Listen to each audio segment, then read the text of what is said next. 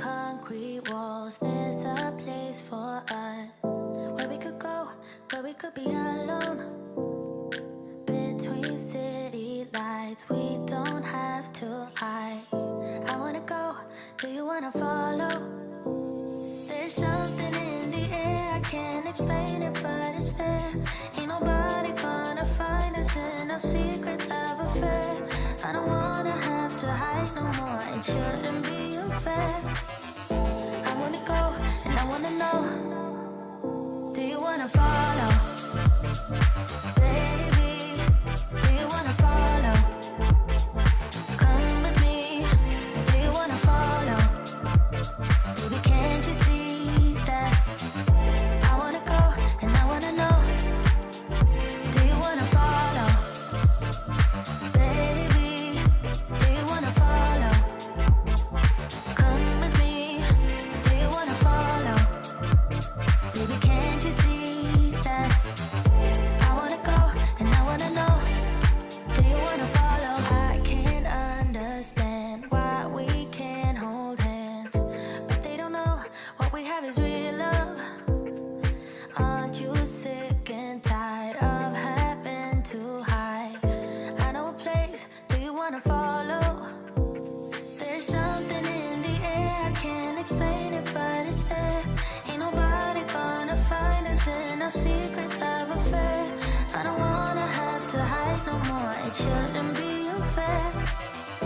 I wanna go, and I wanna know, do you wanna follow? Baby, do you wanna follow? Come with me, do you wanna follow? Baby, can't you see that? I wanna go, and I wanna know, do you wanna follow?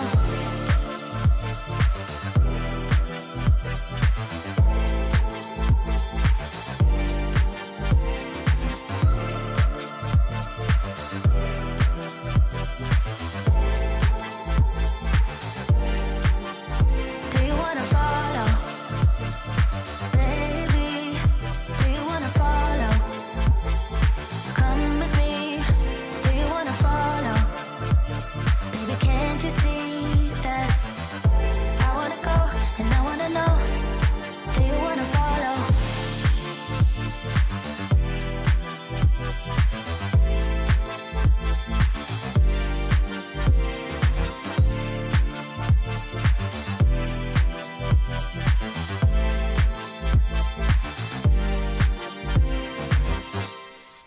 What's up, everybody? Welcome to Livestream. Ooh, I'm having fun watching this. I had fun flying it, too. Just trying out the analog reception capabilities and DVR of the HDZero goggles. Gave me an excuse to pull out the old 533 switchback. One of the best damn flying quads I freaking own. Yeah. Where was that good? There was a really... Hang on. There was a really good one, right? Not this one. No, it was before that. It was definitely before that. Was it this one? No, that wasn't it. I think it was after that one. No. Where was it? It's in this group right here. Uh-huh. Hang on. That was pretty clean. I think I did one cleaner. Trying to really focus on banging the sticks all the way over. No. Oh, where was it? I don't know. Oh, well. Yeah, if you have to search for that one good one that you got, then, you know, yeah, you could have done more good ones, I think. Nope. Trying to focus on banging those sticks all the way over and getting used to the muscle memory of the rates and the turn so that you can really rock and roll. And really get faster or better. I don't know. Just having fun. No. That's not right. That's not right at all. There we go. Okay. Yeah. I've been flying the HDZero goggles today. I got, hold on a second. Oh.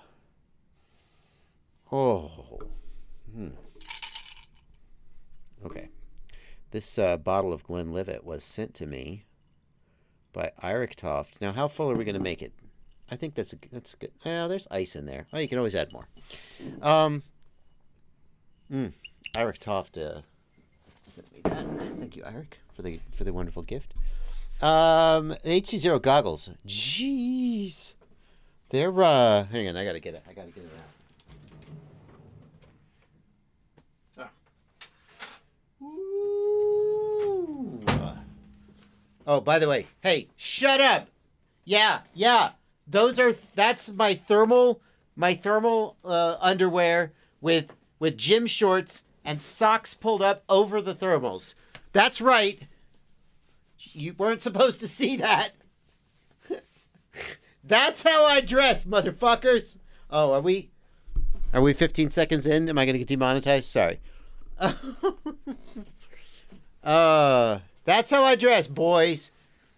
You're going to have to deal with it. You actually. Hang on a second. There we go. See, now you don't know what I'm wearing down there.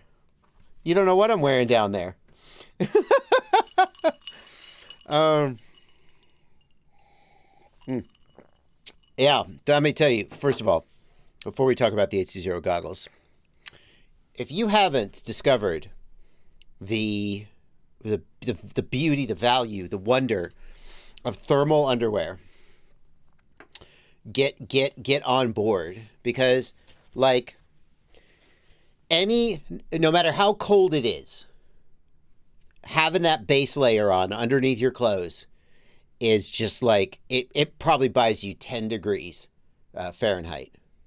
That's Celsius. I've had days where I was like I don't have a lot of heavy coats because I live in Tennessee and I didn't move here because I wanted cold. We don't have a lot of cold in Tennessee, but occasionally it gets cold or I go somewhere else, and instead of buy a heavy winter coat, I just throw on a thermal undershirt, thermal underwear, and then just jeans and a shirt, and my normal coat. I'm usually good. I'm good. So thermals, you guys. If you're not on the thermal train, get on it. All right, let's talk about these goggles, though. The review is edited. I'm sorry, the review is recorded. It has gone to editing. It will probably release towards the end of this week. I would guess Thursday or Friday, if you're wondering. You've waited this long. You may as well wait another couple of days. It's not going to kill you. Long story short, these are some damn good goggles. I'm trying to get this antenna to see. These are some damn good goggles. Like, I don't want to ruin the review. They're damn good. Yeah, there's a lot going on here. I desperately wish that the analog module wasn't hanging off the side like this. It looks pretty janky, but while you're flying, I don't really notice it. The performance they're good goggles. They're really good. I look like the biggest nerd in the world with this microphone hanging off the bottom, this hanging off the side, antennas hanging off the front. I'm really impressed with what HDZero has done here. And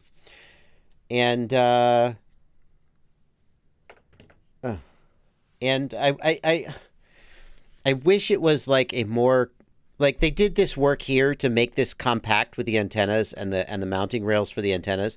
And they were like, we're going to make it nice and compact. And then I was just like, blah, blah, blah. I got a microphone hanging off the outside. And, so I'm not sure what I could do to fix that, but it's a shame. It's a shame, I guess is what I'm saying. But it's something. It's good. I also have to say, I flew the 540p 90 HDZero camera today, and so I can't show you. Hang on. Let's see if I can. So unfortunately, the reviewer's curse. I found a bug in the firmware where if you switch from 60 to 90 frames per second in the middle of a recording, then a bug like this bug can happen. So unfortunately, I can't show you the footage because the 90 FPS footage got ruined. But let's see if I can find for you. Actually, this is not how I want to do this. Hang on. Open with Adobe Audition. I want to be able to see the waveform.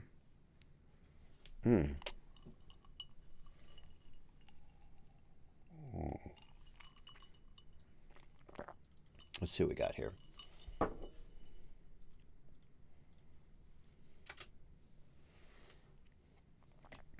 Oh, you can't hear that. Hold on. Just stop. 1 watt VTX. It is at 1 watt output power. Okay, hold on. I've got a good... I want you to hear this.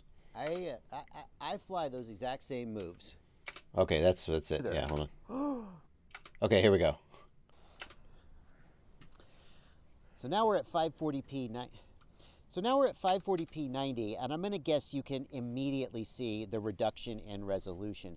Frankly, HDZero doesn't have a ton of resolution to begin with. Hang on a second. Hang on. I'm going to make it a little louder for you.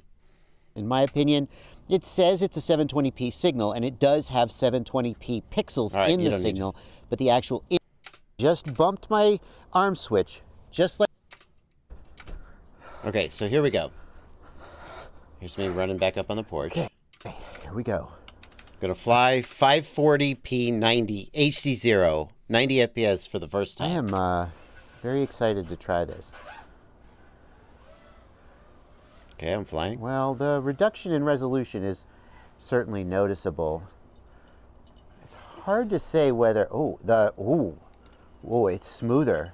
Wow. It's smoother. That's... oh, hang on. Wow.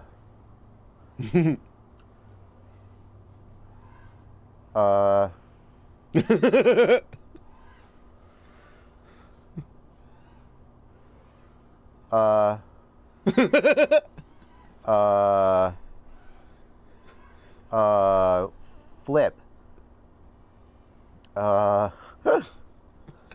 Okay.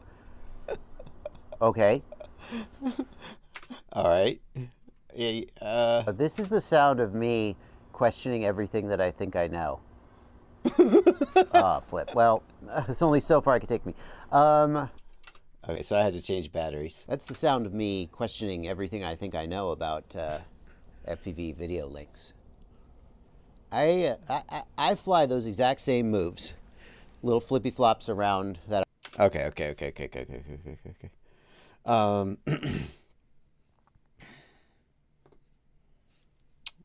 So I'm not going to spoil the whole thing, but suffice it to say, the 90 FPS HDZero was like on some level I'm like, well, don't you should double check with a blind test to make sure it's not placebo. And that would be impossible to do because you can see the resolution and you can see the frame rate. But what I said was, if you have the opportunity to try HDZero goggles, because they're currently the only ones to do 90 FPS, with that 90 FPS camera, you should do it. You should experience it for yourself. I think that I mean, some people are going to go, whatever, I don't like it. But I think that it felt noticeable to me, the difference in and it was weird because I've flown low latency links. Analog is 16 milliseconds, 30 frames per second. And I've flown high frame rate links. DJI is, 35, 40 milliseconds, 120 frames per second. But that's the first time I've flown a higher frame rate, low latency link, and I think there might be something to it. I got to fly some more. I got to try some more. So that is in the works. That's what I did today. What did you guys do today?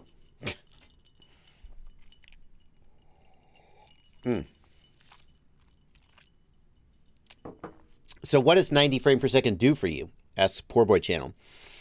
I mean, higher frame rate is smoother, right? Obviously. So it's going to be smoother video. But more importantly, I think there's a, I can't figure out. So what happened was I flew under that hole in my fence. I power looped back through it. I went sideways, and somehow it felt like I was able to be tighter and more in control in this proximity.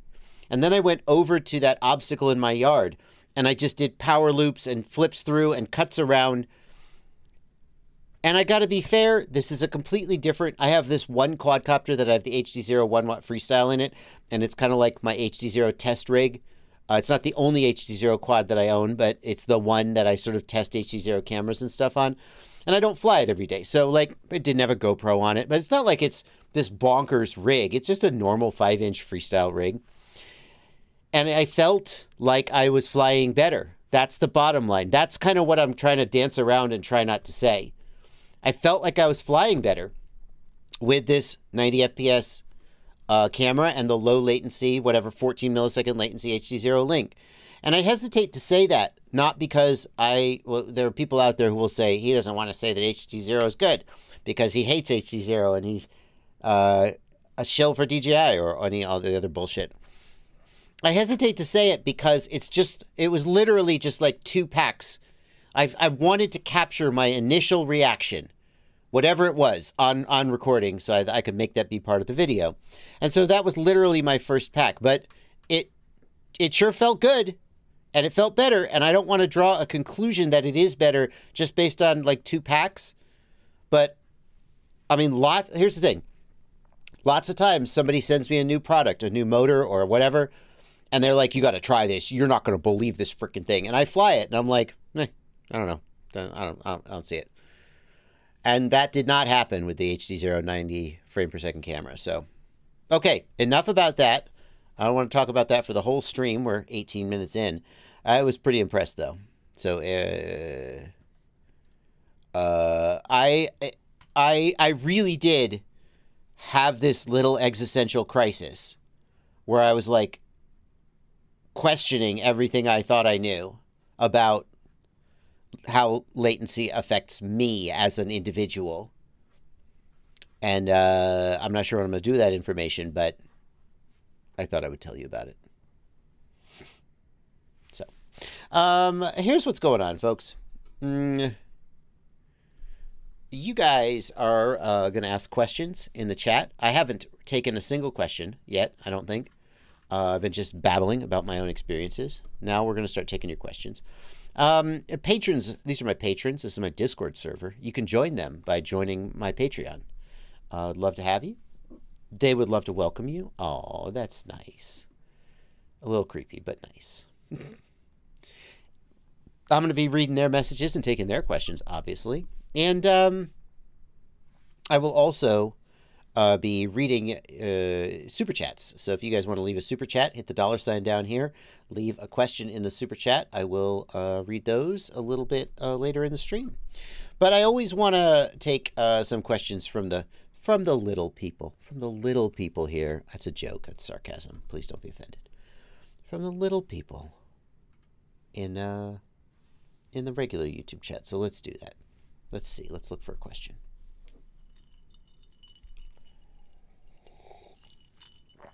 Emmanuel Raphael asks, hey Josh, I built my first drone from your build for beginners, and as soon as I arm, the quad takes off. Any thoughts? Emmanuel, the number one thing I would have you check is the motor order and the motor direction. So I don't know how much I will be able to demonstrate this without an actual quadcopter to plug in, but I'll do my best. So you're going to go to... You're going to go, come on, fun. You're going to go to the Motors tab. And in order for this to work, I'm going to need to enable bidirectional D-Shot. And I think if I save and reboot that, it will work. This is just a flight controller on my desk, so it's not going to, okay. So then you're going to hit reorder motors here, and you're going to run the reorder motors wizard, and then you're going to hit motor direction, and you're going to run the motor direction wizard.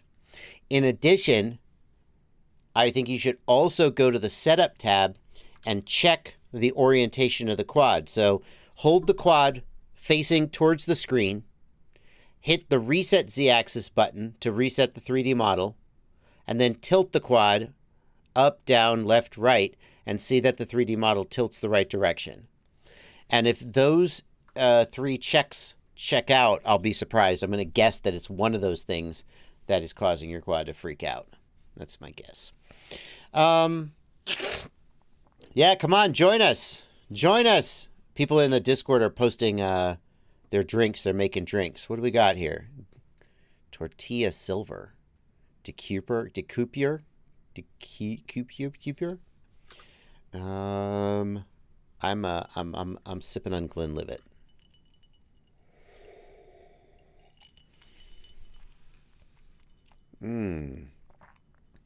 Crappy Pilot in the Discord asks, oh, this is a good question. Crappy Pilot, I'm late to the party. Sorry if it's been asked already. Are the HDZero goggles worth it if you don't care about HDZero and just want walk snail and analog? Hold on.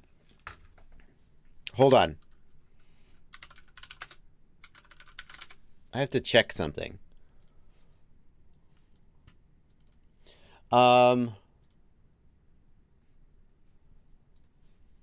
The short answer to that question is, should I do it? I mean, I'm going to spoil the review.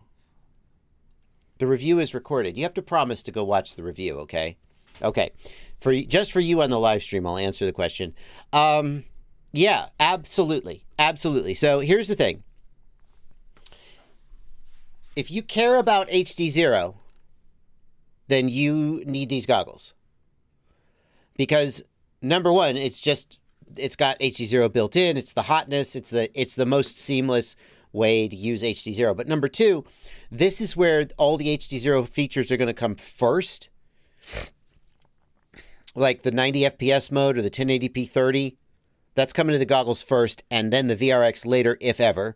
And also, it's just a really solid goggle. So, like, if you were using HDZero with Orca, some of the features would be similar. But it's really solid. So if you love HDZero, you want these goggles. Fine. If you care about analog, I think if you have a set of high-end analog goggles, that is the weakest case for the HDZero goggles. So the HDZero goggles do have a very, very nice OLED display. It's a high frame rate display, but that doesn't matter too much for analog. They have a very good deinterlacer built in and a comb filter, whatever that is. So theoretically, they're going to make your analog signal look as good as possible. But like if you already had a set of Orca goggles and you only fly analog, I don't think it's worth $600 or $500 to switch to these. Plus the module adapters, another $30. I wouldn't do it. I wouldn't jump. But if you fly walk snail, these are the best goggle to use with the walk snail VRX, hands down, because they're the only goggle I know of that can do 720p 100. Every other goggle that you're going to use with the walk snail VRX is going to be 60 frames per second and add latency. So if you have the walk snail VRX, this is the goggle you want. No question. If you fly HDZero, this is the goggle you want. No question. And if you fly analog and don't already have a $300 to $600 set of analog goggles, this could be the goggle you want. Especially if ever you might want to branch out to something else. That's my opinion. If you're asking, well, I've already got a set of goggles, should I switch? That's a harder question. But if you're starting from scratch, man, it's really compelling. They're really good.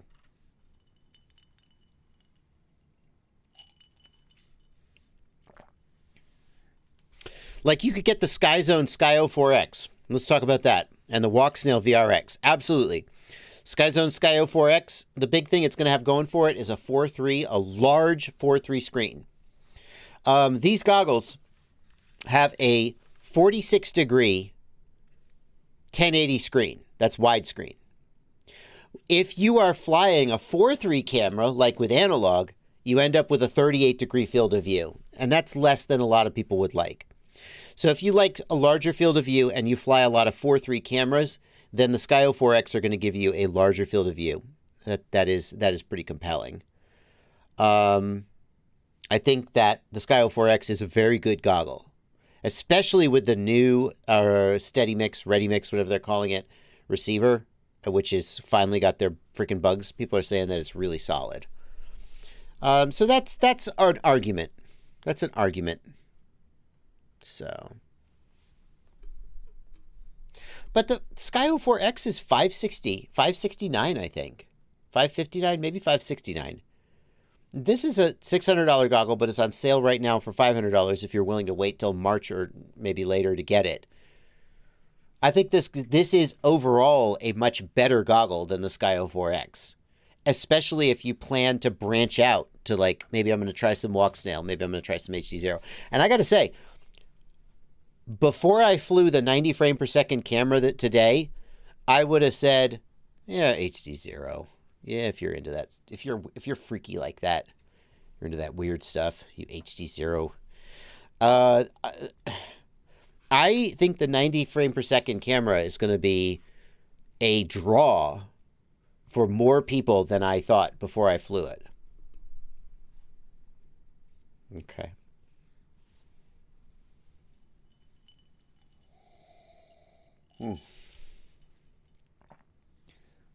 Incarcinated in the Discord. Thank you for being a patron, Incarcinated.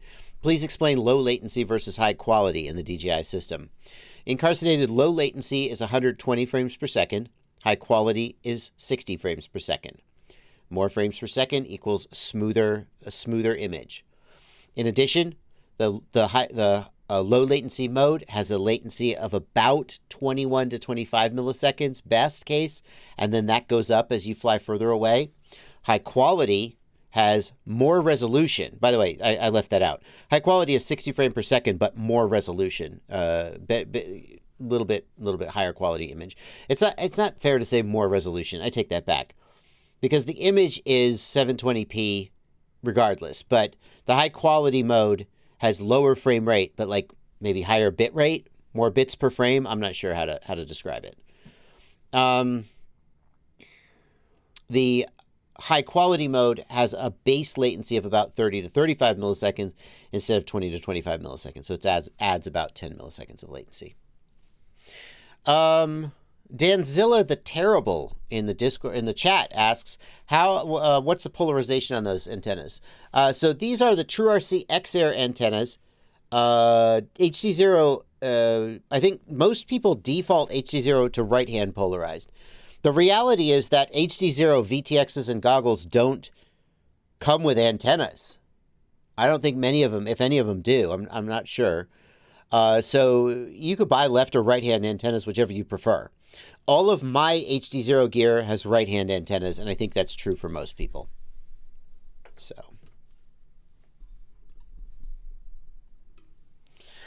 How do you increase transmission range on digital systems? Asks Connor's FPV Freestyle. Higher output power and higher gain antennas. That's about it.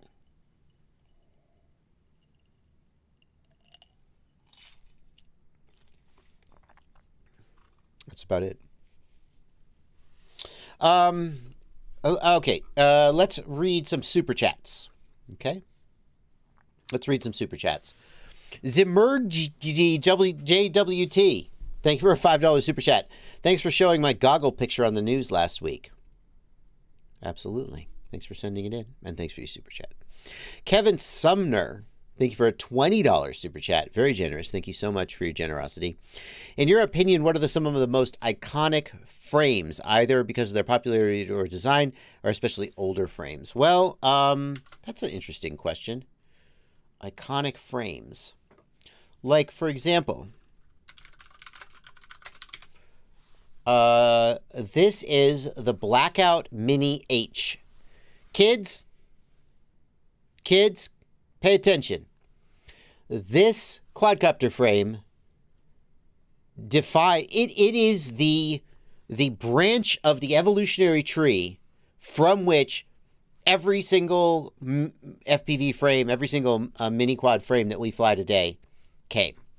This was the first, certainly the first mass-produced I mean, I don't know if it was literally the first in all of history, but certainly the first mass-produced carbon fiber sheet quadcopter frame.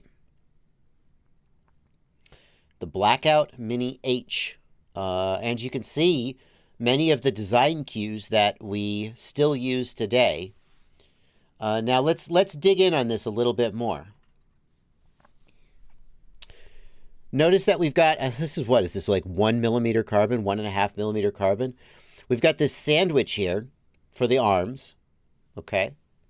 This is actually an electronic PDB. It's a power distribution board, so you could solder things to it. This was a terrible idea. There was a phase where they thought, oh, we're going to make things simple to solder up by making a PDB, a PCB, a printed circuit board. It was also a PDB, but it was a PCB. A printed circuit board be one of the frame plates. These things did not have nearly enough durability. They wore out, and then when they wore out, they short-circuited the carbon and fried things. But this was a phase we went through. Notice that the camera, what's with this camera mount? So back in the day, we had what were called board cameras. FPV board camera. Let's see if I can find an example of it. Oh, God, I can't find any examples of an original board camera from back in the day. But here we go. It was something like this, okay, where it was literally just a camera sensor and lens on a circuit board. And so that would mount to this plate from behind. You can see these, you can barely see these mounting holes here. And you may also notice that the camera has no up tilt. And in fact, here is the mount for your HD camera. And notice that it also has no up tilt. Yes, we had not yet figured out that you need up tilt on your camera to fly fast. So that's the Blackout Mini H. Certainly an iconic frame. Not the QAV-S, QAV-250. The Lumineer QAV-250 certainly deserves a mention. Where can I find a QAV-250? Oh my goodness. Come on, get FPV. You have to still have a link to this thing. Yes. I wanted this quadcopter so damn bad, and I couldn't afford it. It was $280 for the kit. Had some advantages here, some improvements. Single piece bottom plate. That was a QAV-250. Sharpoo flew this, and I wanted to be like Sharpoo. Let's see here. What else we got? The Alien. Impulse RC Alien. Now, the Alien is definitely recognizable as a modern FPV frame. And I think if you look at the Alien today, looking at the Alien today is kind of like listening to Jimi Hendrix, right?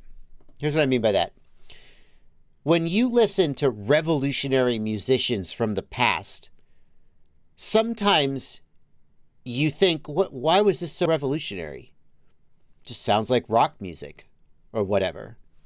And what you don't realize is that the reason that it just sounds like rock music is because this guy was the first one to make music that sounded like that. And at the time that he did it, everybody was like, what is this? What is this guy doing? Oh my God, no one's ever done that before. And then everyone did it. So that now it's just like, yeah, that's what music sounds like. What are you talking about? And the Alien is like that. The Alien is like the Jimi Hendrix of quadcopter frames. Because you look at this now and you go, what? That looks like a quadcopter frame. It was the first one to do so many things.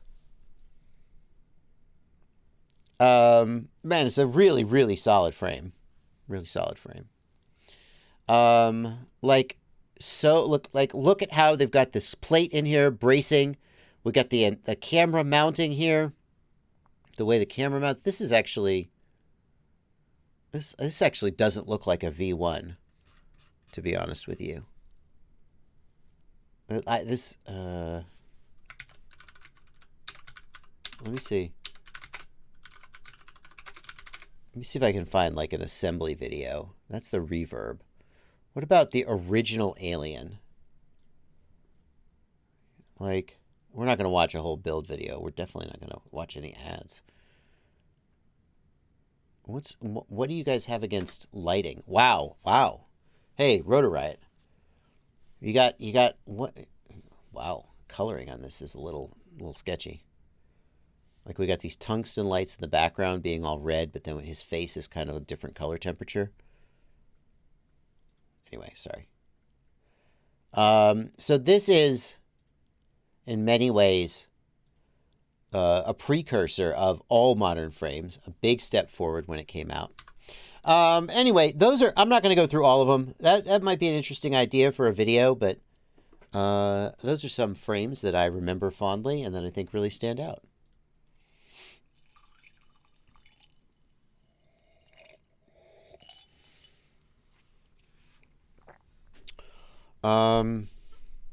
Let's see here. B-Man FPV, thanks for a $10 super chat. I think I speak for us OG peeps when I say we missed the intro you spoke about last week. Can you take a poll? Could you put it in at least once a month? I don't know. I don't really want to do that. I don't think I want to do that. I appreciate that you miss it. I think I'm going to make those decisions for the channel based on what I think is best. So I appreciate that you guys miss it. I don't want to bring it back. If you miss it, you could go back and watch the older videos and you can see it.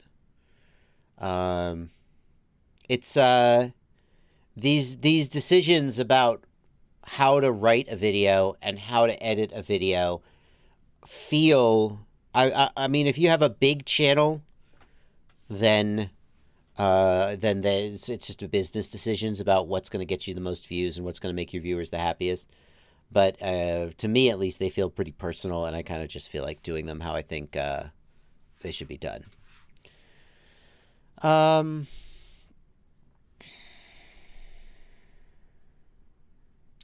I appreciate that you miss it.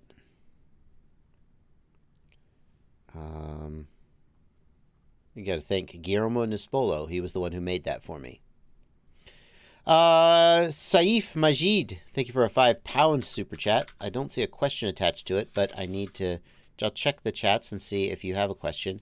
Saif asks, I've tried emailing an inquiry about binding my RXSR. I'm attempting to bind using my Tyrannus on my flight controller, and I needed to ask for advice. Saif, this is a difficult question to tackle in a live stream format because it requires a lot of back and forth. So, like binding the RXSR, you're going to hold down the bind button on the receiver. You're going to power up the receiver. You should see the red and green LEDs. Then you're going to bring up your radio. You're going to make sure your radio is in D16 mode, and then you're going to press bind on the radio, at which point the red LED should begin flashing on the receiver, indicating that it's binding. And then I would ask you, well, where in that process is it not working for you? And we would start a dialogue where we'd go back and forth.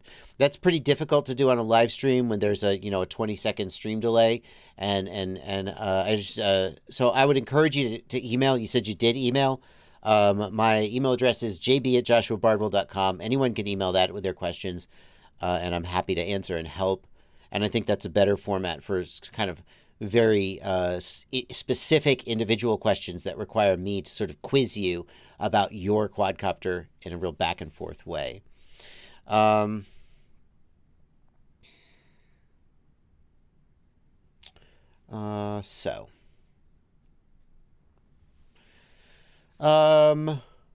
you, Max FPV. Max FPV for $8 Australian says, what do you think caused this behavior after a snap roll to the right? All right, we're going to look at the video. I guess bad motor or ESC. That's my guess. I'm locking in my guess. We'll watch it together now. Do we have audio? There is no audio. Yep, bad motor or ESC, 100%. You're welcome. Thank you. I'll be here all night. Okay, let's try to be more helpful than that. So here's the problem. Here's what we see. Let's frame forward this. Okay. So we're spinning Can we frame forward? Come on, YouTube. There we go. Now, at the end of the move, so what are your motors doing right now? We are rolling to the right, which means that this motor is at high throttle and this motor is at low throttle. Okay? Now let's watch this a little further. We're rolling to the right. The left motor is at high throttle. The right motor is at low throttle. We're rolling to the right. Let's look for the first frame where something unexpected happens. Now, the horizon is level, and you center the stick. I'm guessing. Oh, yep, I can see. Do you see that the quadcopter stopped moving? We stopped rolling. Now, we are rolling to the left. Why are we rolling to the left? The only reason why we would be rolling to the left this quickly is that one of the left-hand motors has stalled out. That would be my guess. And we are rolling. And now we've got some pitch in there as well. The horizon is flipping over. Now it stops. Do you see that we stopped rolling and actually we're starting to right ourselves? Of course, we're not going to right ourselves. We're going to crash. And we're going down. So this is interesting. This is interesting. The first thing I see is I would expect that for this kind of roll, the quadcopter would roll towards the motor that was at idle. So I would expect that it would roll to the right. You would go whoop, and then at the end of the roll, as you recenter the stick, the motor that was at idle would fail to spin up again. It would stall because it was maybe your idle speed's too low and the motor stalls. But if the motor is already spinning very fast, think about what has to happen here. Right now, let me go back. Right now, we're rolling to the right. The left-hand motor is spinning very quickly. The right-hand motor is spinning slowly. Now, we are rolling to the left. How could we be rolling to the left? The only way we could be rolling to the left is if the left motor slowed down and the right motor sped up. That's pretty unexpected. Now, we would expect that to happen at the end of a right roll. That's what would happen to stop a right roll. But you wouldn't expect it to overshoot and flip back around the other direction. The other thing that's weird to me is that if this was a stalled motor or ESC, then I would expect to see a diagonal flip towards the motor that stopped. So it could flip to the front left, the front right, but I don't see that. And the reason for that is when you have a quadcopter, an X geometry frame, when one motor stops suddenly, the quad rotates towards that motor. And on an X geometry frame, the motors are on the diagonals. But we don't see that. Do you see that in the beginning of this roll? For the most part, this is a pure roll axis move.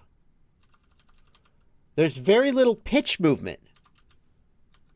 It's pure roll axis. Coming over here. And then it tries to correct. Now we've got a little bit of pitch movement here. And then it stabilizes. That's the other thing is I would expect it to spin like into the ground.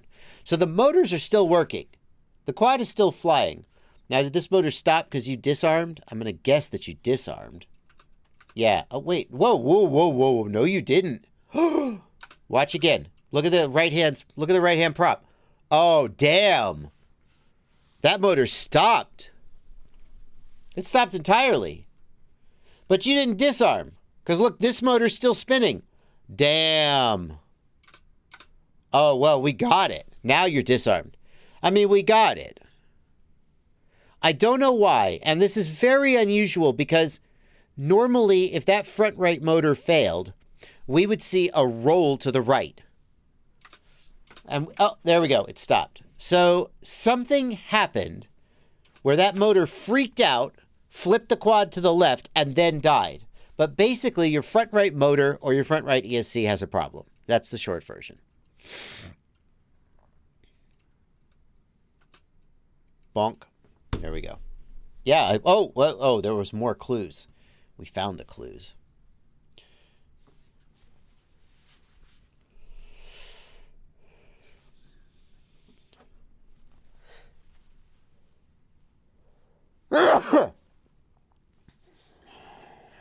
So,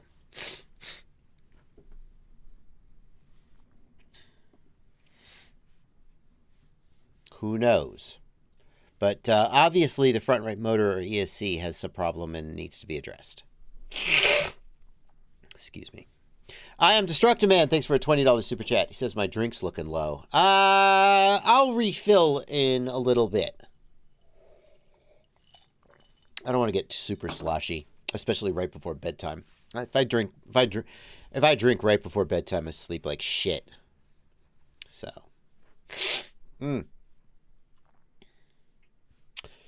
Stevetrix, I just haven't gotten to your super chat yet. Don't worry, we're gonna get there. Mindless FPV, thank you for a $5 super chat. Will GPS rescue on a Switch work even though failsafe stage 2 is set to drop? Yes. Yes, GPS rescue is not failsafe. If you trigger GPS rescue with the GPS rescue aux mode, that's not a failsafe. It'll work fine. Excuse me. Get a little. It's coming. It's coming. The cold is coming. I'm warning you. Stevetrix FPV, thank you for a $10 super chat. Would you do more KISS and FetTech content? Perhaps with more visibility, FetTech will work on their ESC and flight controller durability issues. I have a love-hate relationship with FetTech. Yeah, I don't know if you saw my pilot showcase, Phantom FPV. He flies FetTech, and he said, I fly FetTech, and I know Phantom goes hard. And I said, you don't have had problems with their durability? And he's like, well, actually, and he brings up a fistful and drops them on the ground. 1, 2, 3, 4, 5, 6, 7, 8 FetTech ESCs he's blown.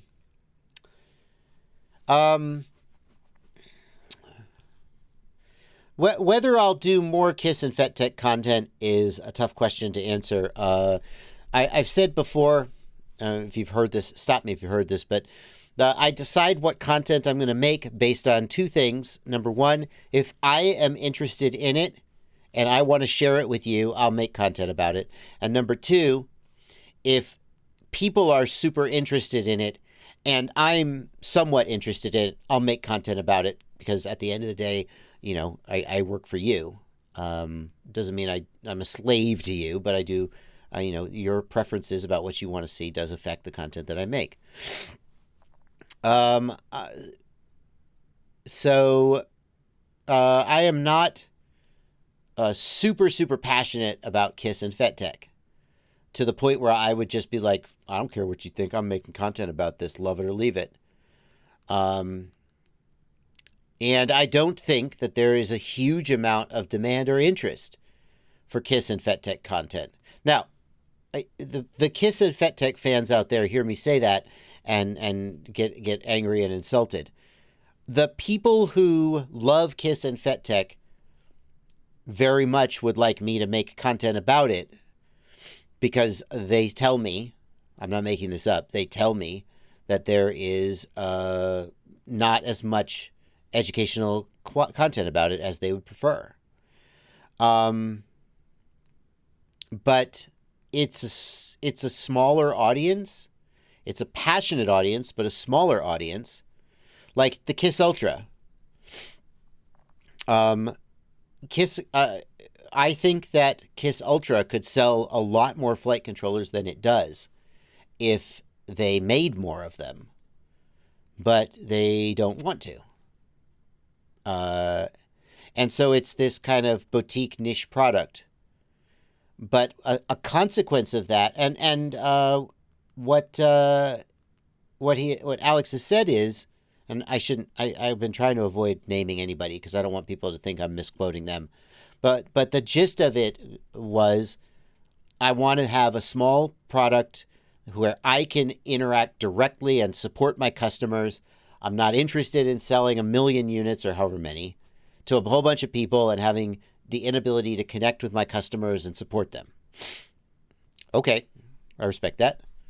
But now there are only how many?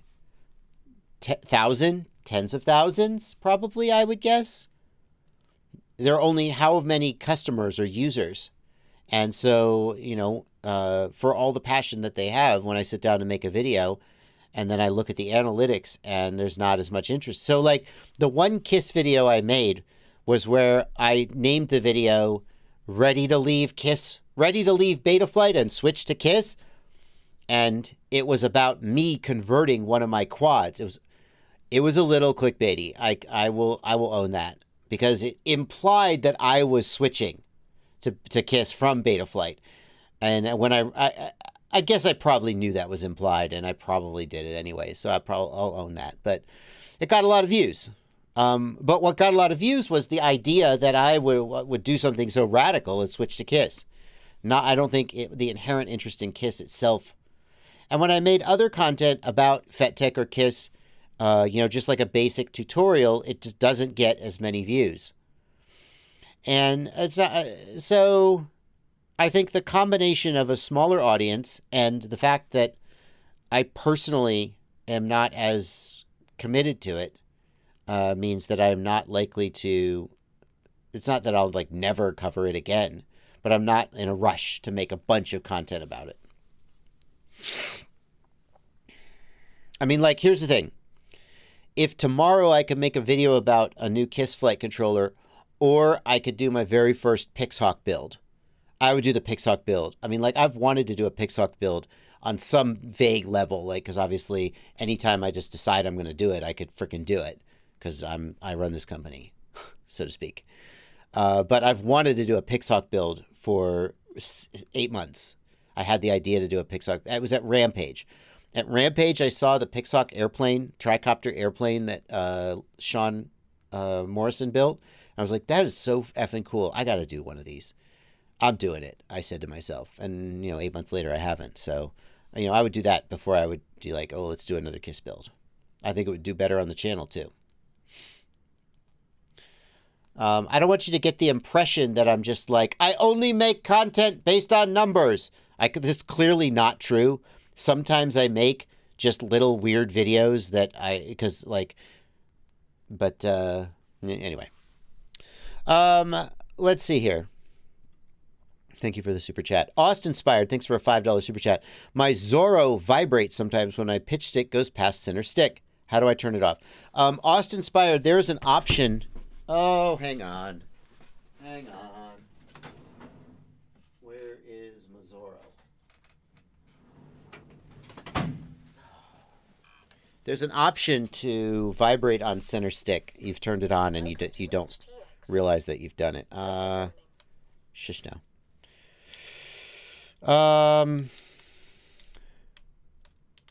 Where is it? Is it in setup?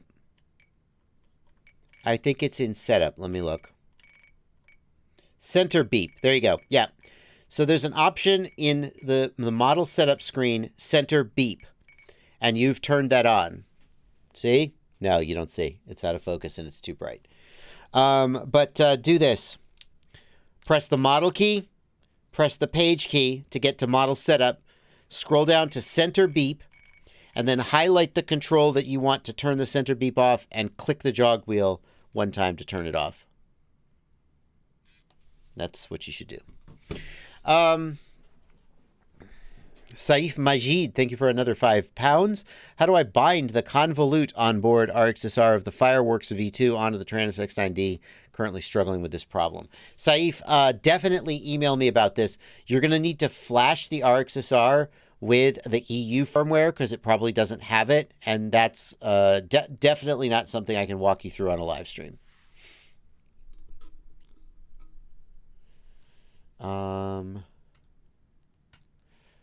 Joseph Tahari says, now wait, you did a bike video. Yeah, hold on though, Joseph.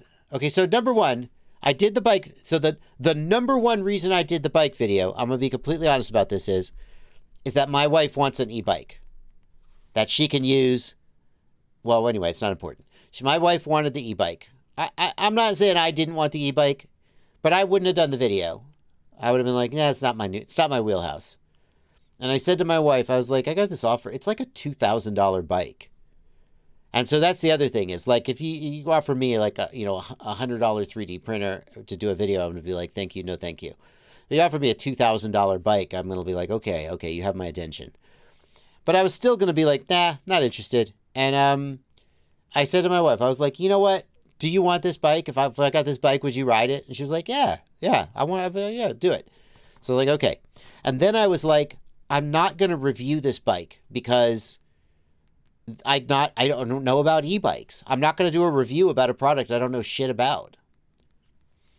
So I said to him, well, look, I don't want to review it, but what if I do a video about, and I thought, what could provide value to my audience, be fun for me to make, and showcase the bike?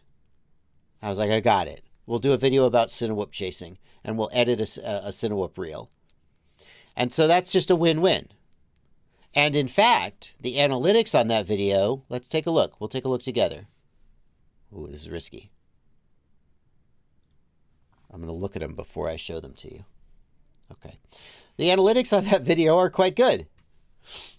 Very good, in fact. So, in fact, up 29%. So this video, 29% better performance. You can see here, this is a normal video's performance on my channel, and this is this video, so it's above the line.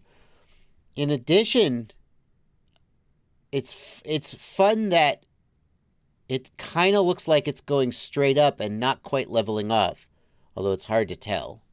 And it's got +6 subscribers. So, I mean, I did an e-bike video, but it was really a Cinewhoop video, and it's been pretty successful. So, like, for example, oh, hang on.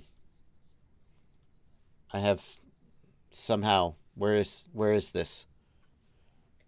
You guys can't hear it. The video's playing somehow. Okay, I don't know how that happened. Hold on. By comparison,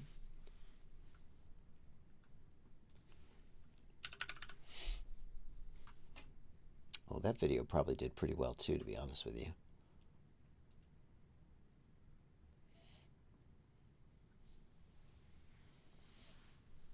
Doesn't make any sense.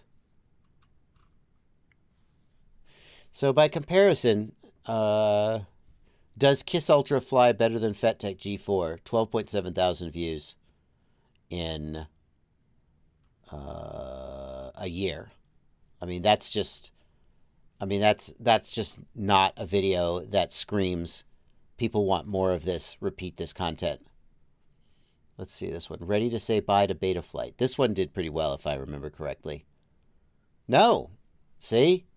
So, like, again, it's at the higher end of average, but not above average.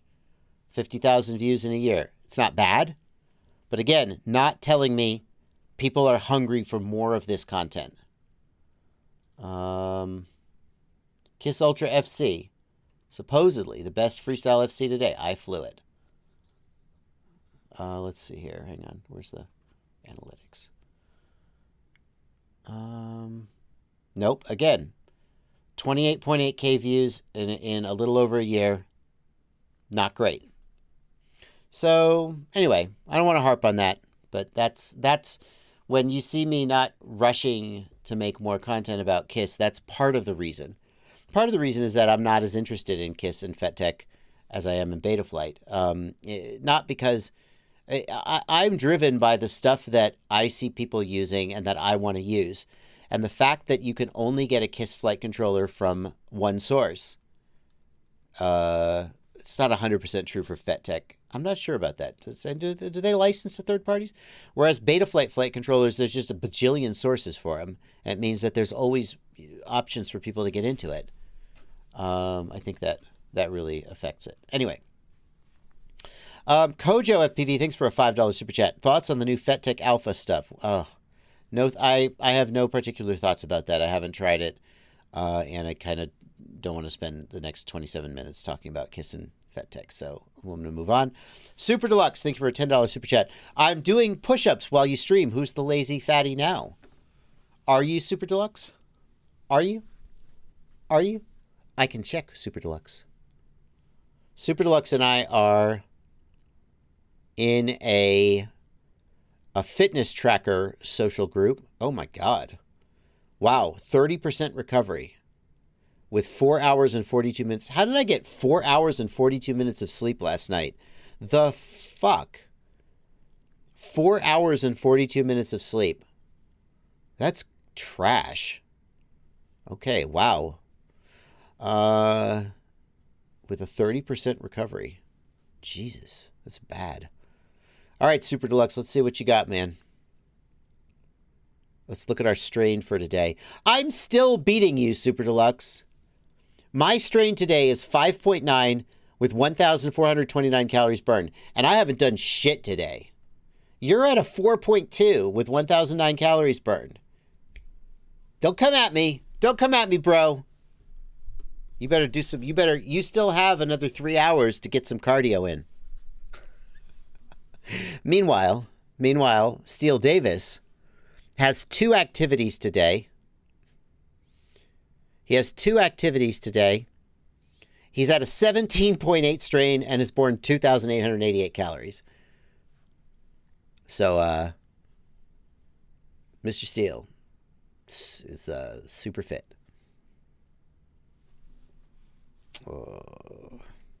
Anyway. Those push-ups, here's the thing, Super Deluxe.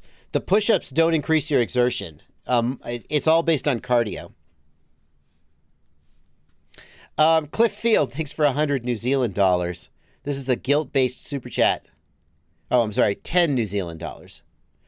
This is a guilt-based super chat as I have watched for a long time without supporting you. Thanks for everything you do. Thank you, Cliff Field, for the donation. I am Destructoman. Thanks for $5. Can you recommend a high commutation rate 12S ESC that is somewhat affordable? I am Destructoman. There are no 12S ESCs that are affordable. In my opinion, they're all $100, $80. If you're asking me for a recommendation on a 12S ESC, APD is just like the choice. I know that like Lumineer has I don't know if they have a 12S. They have an 8S for sure.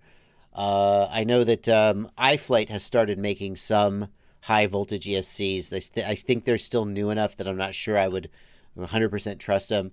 APD 12S ESC. The APD F series. 12S 120 amps. That's just the one. That's just the one to get. Period. Oh, it's back ordered. Well, screw you. In stock at Pyrodrone. Affordable, there are no affordable 12S ESCs. If you need affordable, don't build a 12S quad. That's the opinion. Okay, it's we've caught up the super chats. Almost. Squirrely, thanks for a $2 super chat. Showcasing the bike and a how-to vid was genius. Yeah. Aber, the fitness group is run by Super Deluxe, not by me, so I will defer that question. The app I'm using is Whoop. It's called Whoop, like a tiny whoop. Whoop Fitness Tracker. It's pretty cool. It's pretty cool. I like the sleep tracking. Tells me I got 4 hours of sleep last night, so F me. And tells you when you're ready to take on strain. Tracks your exercise, tracks your heart rate. Tells you what a lazy slob you are. If you want, you can join a social group, and then it can tell you which of your friends are not lazy slobs and make you feel even worse about yourself. But then it can tell you which of your friends are more lazy slobs than you, so you can make fun of them on a live stream and regain some measure of self-esteem. Not a lot. Not a lot. But any. Does it track wrist movement only? I mean, it's got an accelerometer, Mike Bergman. And so it tracks It'll try to auto-detect activities, but basically you tell it you're starting an activity. You tell it you're starting an activity, and then it tracks your activity, and then you stop the activity when you're done, and you tell it what the activity was. So.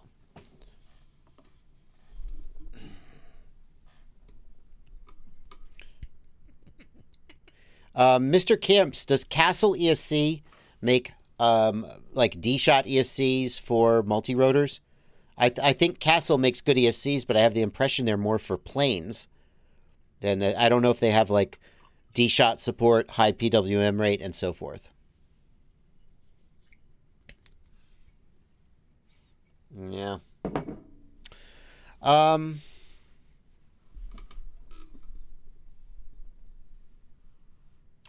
Thank you, I Am Destructoman, for the encouragement to. There's no ice in this one. That is a healthy shot. I don't know about that.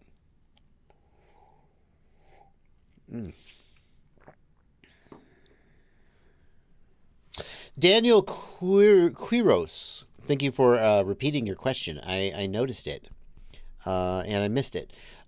Is the GoPro Hero 10 Bones or Hero 11 Mini a better option for a Pavo 3.0? The Pavo 3.0 is a Cinewhoop. I would absolutely run the Hero 10 Bones over the Hero 11 Mini, almost every case. For the Hero 11 Mini, I might want a 3.5 inch if I was going to run it. I think the 3.0 will fly it, but it will struggle a little bit. A Cinewhoop you don't expect to be just flying balls out, bando bashing, so the durability of the Hero 10 Bones probably is less of an issue than its weight. So, the Hero 10 Bones will not affect your flight time at all. Think about it. On a like a 1,000 or an 850 milliamp hour battery that runs a Cinewhoop for 3 minutes, the Hero 10 Bones can run for, I don't know, I'm making up a number, but like 2 hours. The consumption of the Hero 10 Bones is extremely small compared to the amount of current that your quadcopter is pulling. You will not notice any difference in your flight time. Callie FPV says they were the first super chat. Thank you for $2, Callie FPV. I got to tell you, Callie FPV, I don't see a super chat from you. Take a look over here. I don't know how I missed it, but like I'm looking right here and I don't see it. So I can try to find it in the super chat history. Callie, it's possible that you accidentally didn't send the super chat, though. Where is it here? Supers, yeah. Kelly, let me just look here.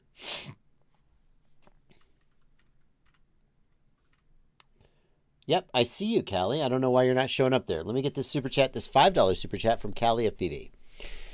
When using the high definition OSD on Betaflight 4.4, it still shows the on-screen elements in a 4:3 aspect ratio on my Goggles 2. Callie, the problem there is that the Goggles 2 do not support the high definition OSD yet.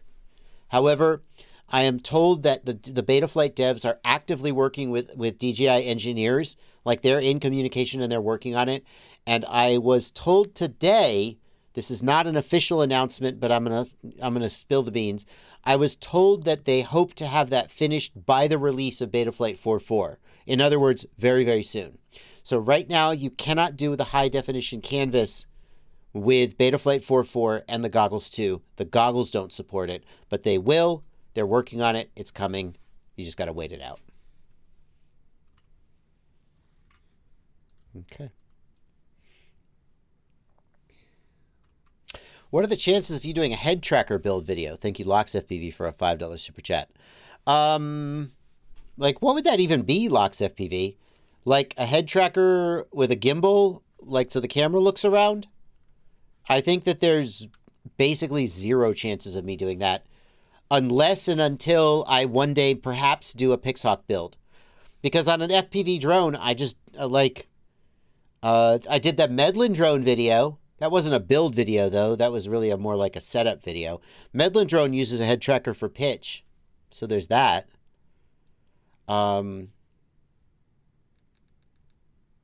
It is nice that the HDZero goggles have a head tracker built in.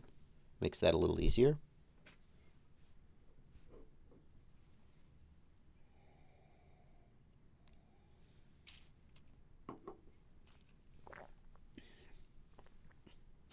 Got a little up my nose there. All right, I got to slow down. This is gonna be. That was way too much.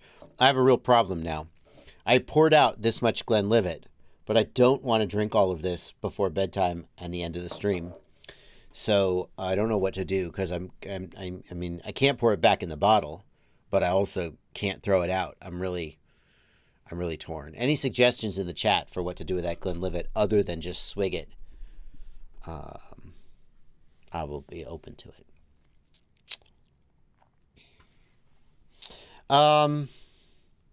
Me Boaz, thank you for your question.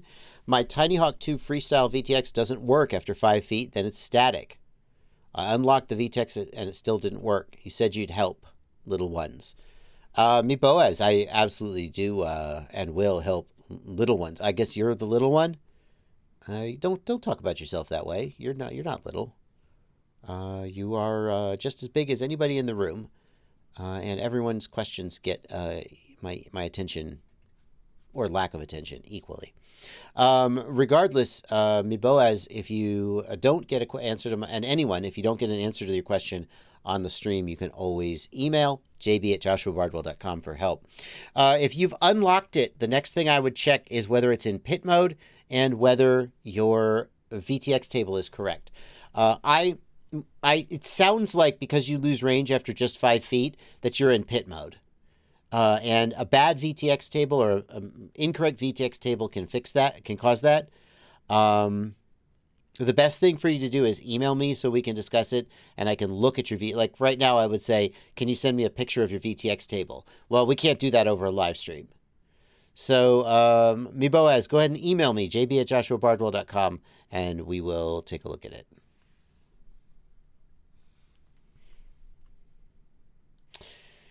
Ethan W., thank you for testing your SkyZone Sky020s. Ethan discovered that the SkyZone Sky020 work with the 100 FPS walk snail input. Ethan tested the latency and found a 20 millisecond difference. 60 FPS is 70 milliseconds, 120 FPS is 50 milliseconds. So that proves that the SkyZone Sky020 can run at 100 frames per second. Somehow the screen driver just goes, yeah, you want 100 frames per second? Here you go. However, Ethan, your latency is trash. It's trash. 50 milliseconds of latency on 100 frames per second? That's not good. For perspective, I got 40 milliseconds of latency on the HDO2s in 60 frame per second mode. So I would have gotten closer to 30 milliseconds in 100 frames per second mode if the goggles supported it, which they don't. So there's nothing you could do about that. Those goggles, the latency just is what it is. But, I mean, yay, your goggles support 100 frames per second. Boo, your goggles have a really, really slow display. Oops. Sorry, good news, bad news.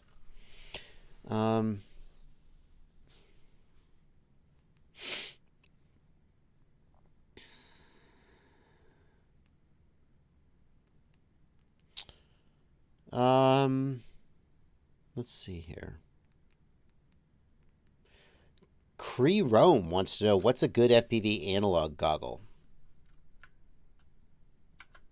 That's a perfect opportunity. What's a good analog FPV goggle? Well, you could go to this website, fpvknowitall.com. Oh, that's my website. And you could check out the ultimate FPV shopping list. What's a good analog goggle? Okay. FPV goggles and antennas. Analog goggles. And here are some suggestions for analog goggles you could pick up.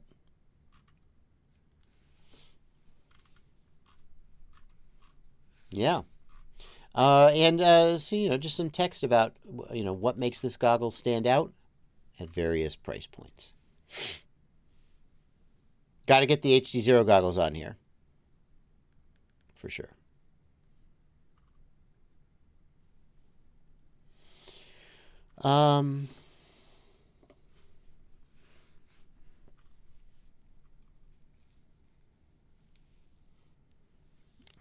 Let's see here. Brundlefly. Fly and Ryan wants to see how to install the the ESP backpack chip. You don't need to install it on the HDZero goggles, but that can't be what you're talking about. What are you talking about? Fly and Ryan wants to know when I'm going to do an ExpressLRS backpack video. I don't know. ExpressLRS backpack to me. Okay, here I'm gonna be straight with you. ExpressLRS. This is the honest reason why I haven't done an ExpressLRS backpack video yet. The only analog quads I fly regularly are my racing quads. They have Ghost in them. I built them with Ghost to show off the Ghost hybrid, and because I was trying out the Ghost system at the time. If I built them today, I probably would use ExpressLRS, and I probably would try out the backpack function. Since I haven't built an analog quad since then. They've all been digital in one form or another. Correct me if I'm wrong, but the backpack function basically works with analog video transmitters, right? Yeah, so that's my opinion. That's my impression. Since it works with analog video transmitters and I'm not building them, I'm not like in a rush to do a video about the backpack function.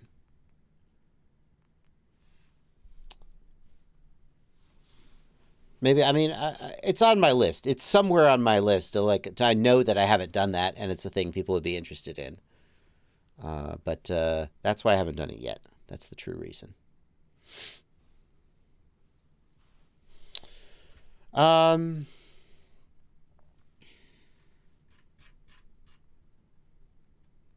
Like if you don't have analog video, does the ESP backpack function, is it good for anything?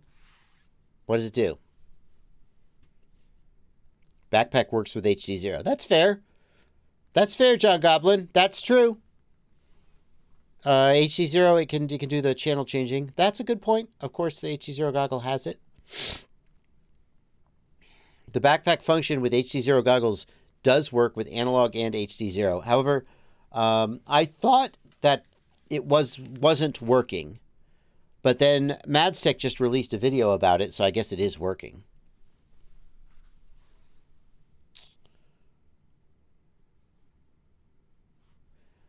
Nick Boyer, I have no idea what would cause that. Sorry. Nick Boyer says the O3 air unit dropped to 0 megabits per second, and because he was doing a range test. And then it stayed at 0 all the way home. Once he rearmed, it fixed itself. Why didn't the connection improve? No clue. If that happened to me, I would make sure I was on the latest DJI firmware. And then after that, I just don't think there's much you can do.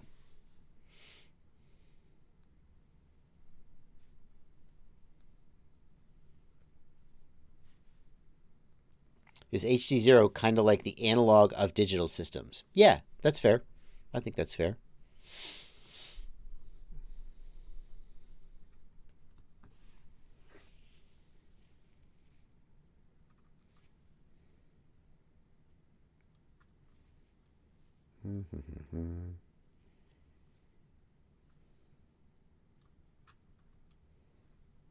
Everyone is saying the HDZero goggle is king now for analog. Manjaro Black, I'm going to try to argue with that point just because I like to argue. If you only fly analog and you are not interested in HDZero or Walk Snail, okay, that's the first premise. As soon as you become interested in any two of those three, the HDZero goggle becomes much more compelling. But if you only fly analog and are not interested in anything else, I would argue the SkyZone Sky04X is a worthy contender compared to the HDZero goggle. Because many of the advantages of the HDZero goggle don't really come into play when you're using analog. 90 frame per second screen, who cares? Analog is 30 frame per second, that's just it. High, H264 DVR, 265. Well, the Sky04X has a good DVR. And the Sky04X is going to be a lot more sort of compact and not have a whole bunch of menu options that don't really relate to you. So, the other thing that comes to mind is that the Skyo 4X is going to have a much bigger image than the HDZero goggle, because the Skyo 4X has a 4:3 screen, which means that that field of view, whatever it is a 4:3 field of view. And then if you letterbox it, it gets smaller. So it's always good to have your screen match whatever camera aspect ratio that you're using, if possible. With the HDZero goggle, you've got a 46-degree field of view or whatever, but as soon as you scale it down to 4:3, it gets down to like 38 degrees, and that's not as good. So the HDZero goggle still, I'm not saying it's not good, but I'm just arguing with you for the sake of arguing. So I think that there's going to be people who would choose the Skyo 4X. I think the real loser of the HDZero goggles is the Orca. Wait, the O4X has a bigger image? Really? Let's check that, Abraham. Let's check that. So the Skyo 4X has a field of view of 46 degrees. But here's the thing. We're going to make some graphics. Here's the thing. So I go straight to PowerPoint when I need to draw graphics, of course. So here's the Skyo 4X, right? That's a 4:3, 46-degree field of view. Okay? Well, really? Let's make it the same color. Let's make it a different color. Okay? So that's a Skyo 4X with a 46-degree field of view. Yes, I do know the ASCII num code for the degree symbol by heart, because I type degrees so often. Let's put that. Let's put that in a text box. No, I don't want that. No. Just a text box, please. There we go. So here's our Skyo 4X with a 46-degree field of view on a what is it? A 1280 by 960 screen. Okay. Now along comes the HDZero goggle. And the HDZero goggle is, let's take this same arrow and duplicate it so we have the same 46 degrees. Crap, that's not going to be easy to do. Anyway, you'll get the picture. So here is a 46-degree 1920 by 1080 16:9 on the HDZero goggle. Can't type. Now my question is, if you are using an analog camera with a 4:3 screen, which of these is going to give you a bigger image? Right? Because, oh, I got to turn my camera off. Because the Skyo 4X is going to give you this big image here, right? But if I show that same image on the HDZero goggle, we're going to end up with this. Okay, the geometry is not perfectly correct, but you get the gist. So the question is, what size image are you showing? If I'm showing a 4:3 image on a 46-degree 16:9 screen, I actually end up with only 38 degrees. However, so here is 38 degrees fitting in there. On the other hand, if I want to look at a 16:9 image on my Skyo 4X, the same thing happens. It gets smaller. However, and I haven't done this math, so I don't know for sure, you might end up with, no, that's wrong. I'll shut up. I won't say that. So the takeaway is that when the aspect ratio you're using doesn't match the aspect ratio of your screen, the field of view you get is less than the field of view you would get if it matched the screen. If you fly 4.3 analog, the Skyo 4X is going to give you a bigger image than the HDZero goggle, even though they both have a nominal 46-degree field of view, because that's a diagonal field of view, and they don't have the same aspect ratio, so we're not comparing apples to apples.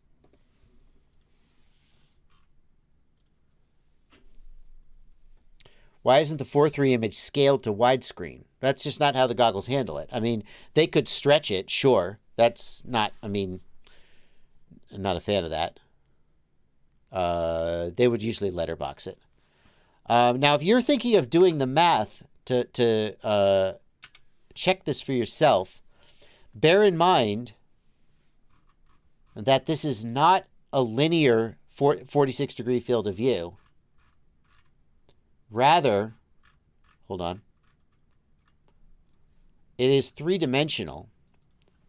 I didn't make this. This came from Ryan Quellet. Hang on, I got to find the actual link to the... Where's the link to the actual thing? There we go. So bear in mind that it is three-dimensional. So for the numbers to work, you have to build something like this. You're measuring this angle here. You can't see it because I'm covering it up. You're measuring this angle here. You're not measuring the linear length of the diagonal. And I've been talking about the length of the diagonal as a shorthand, but what you're actually measuring is the angle. So if you do your trigonometry in 2 dimensions based on the length of this vertex, you won't get the correct number. But this is an example of a 16:9 screen with a 4.3 image pillar boxed inside of it. And this is the 46-degree field of view of the HDZero goggle, and this is the 38-degree field of view of the 4.3 image inside of it. Anyway. So, long story short, if you fly 4.3 analog, the SkyZone Skyo 4X is going to give you a much bigger, more immersive image than the HDZero goggle. And maybe that's still, you know, the HDZero still has a lot going for it, but Tom Lesh, thank you for a $5 super chat. Tom Lesh wants to know, I'm new to Walksdale Digital. Is there no spectator mode? No. It's in the menu. They haven't developed it yet. I don't know why they haven't developed it yet, but they haven't.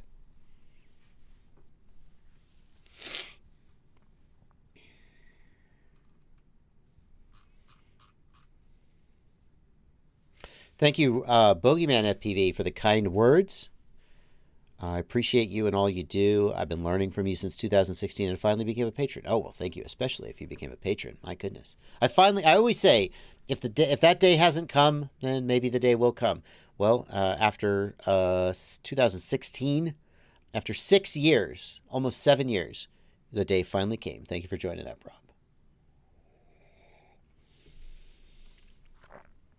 Justin Rice, thanks for a $5 super chat. Any guides on DIY 8S batteries instead of using 2 4S batteries?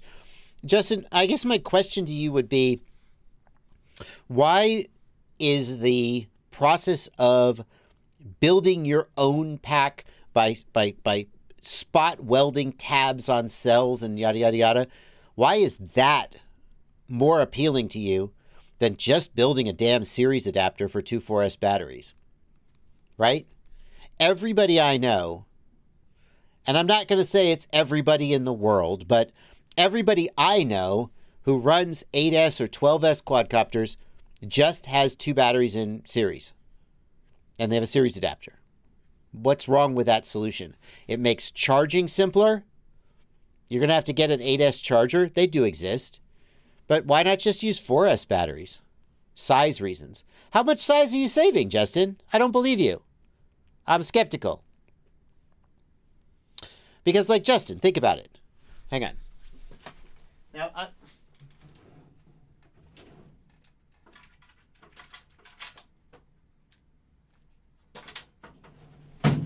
I'm going to make myself look like an idiot because there's something about Justin's build that, I mean, obviously he knows his own damn build, so who am I to criticize? But here is a 6S battery.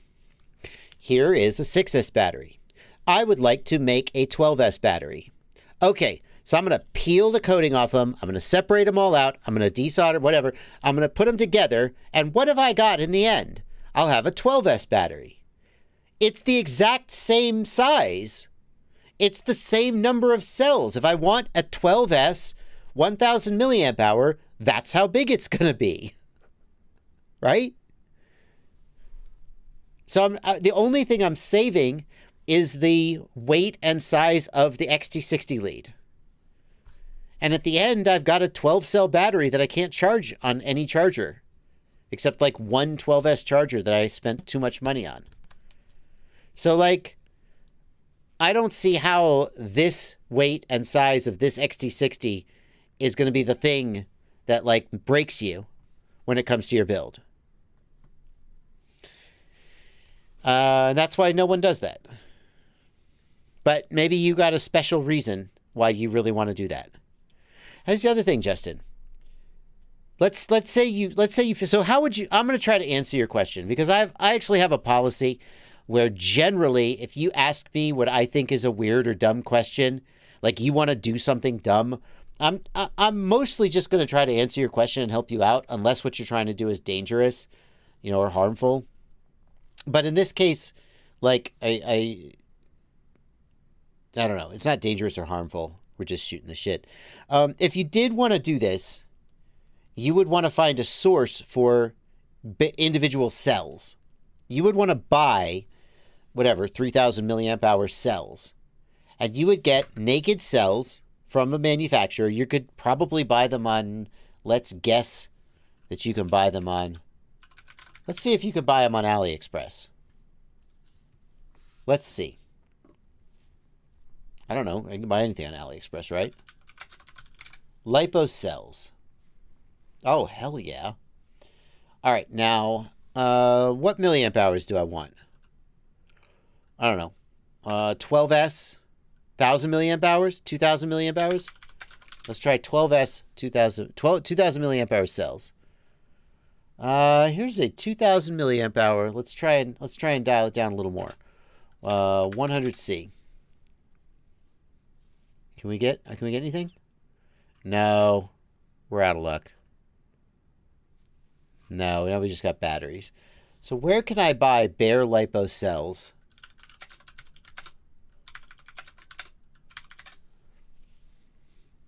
See, I'm getting individual batteries. That's the problem. What's the keyword to buy individual naked lipo cells? Let's try eBay. Oof, you better watch out pulling up an eBay search history. Luckily, this was just a power supply and not that special massager I bought.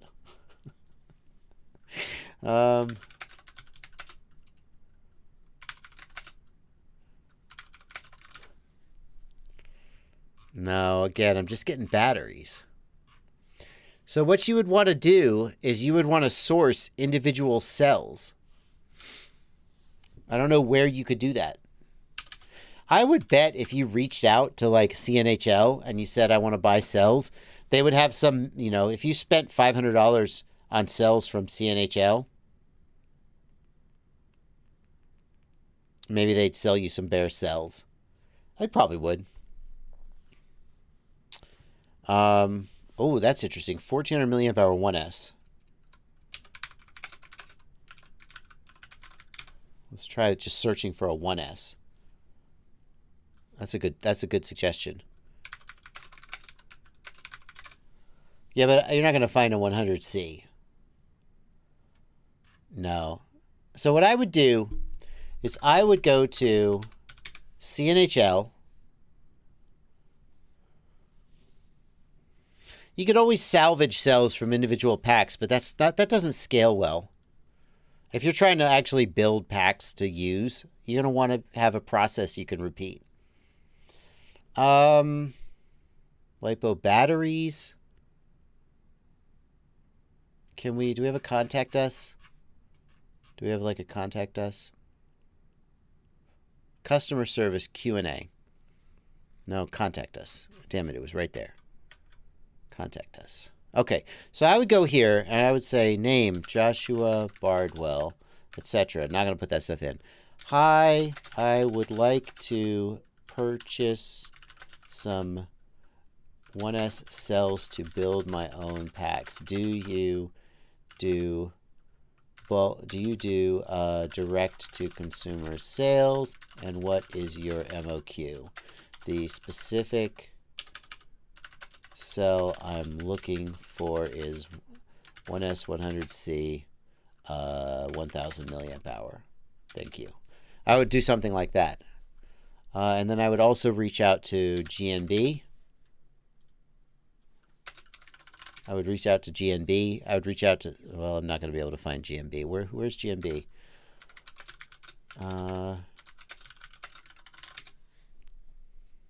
Gowning, that's it. I would go to GNB. They'll make batteries for anybody. You should, I would bet you GNB will work with you. Company, friendly link, Alibaba. They got a phone number. Oh, here. So I would email Nicole Fang at gowningbattery.com, and I would say, hi, Nicole, my name is so-and-so. I want to build my own custom 12S batteries. These are for personal use, not for resale. Can you tell me the quantity, the minimum quantity? And I would try that. Oh, J.R. Bosch has got something for us. J.R. Bosch found 1800 milliamp hour. 3 yeah, but that's only like 2C. That's 3.6 amp rate for 1800 milliamp. That's like 2C. That's no good. That's no good for a drone. Yeah, that's how I would approach this problem. All right. Hope that was interesting and helpful. Lipo pillow cell. Eric Toft says pillow cell may be the right term. Oh, pillow cell. Yeah, but like you need a high C rate. That's the problem. Can we get 100 C? You need a high C rate. I don't know where you're going to be able to buy that. Okay. Good question. It's an interesting question. Yeah, the question was about 8S, not 12S. Sorry, I got a little confused. Okay. Hope you guys enjoyed that. We got a question here from Camera Expressions. Camera Expressions, thank you for a $10 super chat. Appreciate your generosity. I landed a new Recon 7 Pro in the desert sand. You're fucked. When cleaning the sand out of the motor, the micro bushing ring went flying. It feels okay, but it's okay to fly or just get a motor to replace. I'm not 100% sure. So first of all, you land in the sand gets in the motors. If it's magnetic sand, it's a bad day. If it is not magnetic sand, then you probably don't have to disassemble the motors. Now, it's not 100%. What I do when I get sand or rocks in the motor is I grab the motor and I just go until the sand kind of falls out. And then once I can spin the motor, I'll just turtle mode and go like, and eventually the sand all flies out. If it's magnetic sand, man, I got to tell you, I would be so tempted to just buy new motors. You can open them up and clean them out. It's a gigantic pain in the ass, and it's just not, it's so time consuming. It's not worth it, in my opinion. Whether the motor absolutely needs that micro bushing, hard to say. The motor will probably fly. It may have a little bit of extra noise. Like, I can't say for sure, to tell you the truth, whether it's essential or not. Tom Lesh, thank you for another $5 super chat. Tom Lesh says, oh, we got you there, Tom, with a spectator mode. Was that it? Was there another one? I think that was it. Justin Rice, thank you for a $5 super chat. Any guides on or videos on... Oh, I've somehow gone back in the super chats. We just did Justin Rice's question about the 8S. Got it. Jameson Hinton, thank you for a $5 super chat. What does it mean if I have the full Betaflight OSD on Walksnail but no video? It means your camera is disconnected. Reconnect the camera wire to the camera and the VTX. If that doesn't work, replace the camera wire. If you have a spare camera, you could try swapping the camera. But most of the time, this is the camera wire or connector. Easy peasy. Prismatic cell manufacturers. Well done. Thank you guys. The Discord comes through. If you want to buy individual cells, I don't know who any of these people are. They probably make half the cells that we use. The problem is that if you're buying direct from a manufacturer like this, they may have a high minimum quantity before they'll do business with you. So companies like this may sell to companies like T-Motors, CNHL, Gowning, who then make packs and who then resell packs to other companies. If you're buying from big manufacturers like this, you may not be able to get in as a small consumer.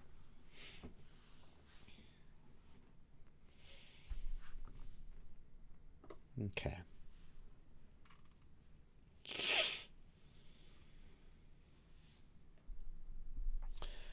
Zero PHUX given. The Discord is not public. The Discord is open to patrons. So if you want to join the Discord, you can join my Patreon. Down in the video description, there's a link to patreon.com. It costs as little as $2 a month. As little as $2 a month. Now, it's obviously, like, subscribe if you want to. Don't subscribe if you don't want to. Like, obviously, I like money. I like having money to pay bills and buy things that make me happy. So obviously, I'd rather that every single one of my 260,000, almost 270,000 subscribers was a $2 patron. Because then I would make $500,000 a month. And then after like a year of that, I just wouldn't work ever again. I'd probably keep making videos. My wife would be like, can we go on vacation? And I'd be like, I got to post videos. I got to feed the algorithm. And she'd be like, but we made 24 million, or 500,000, 12, shit. 12, 24, no, that's right. 500,000 a month, 12, 6 million.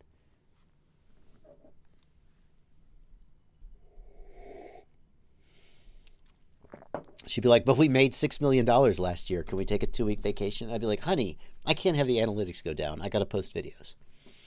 But if you want to join the Discord, that's what you got to pay $2 or more. It's up to you. But, yeah.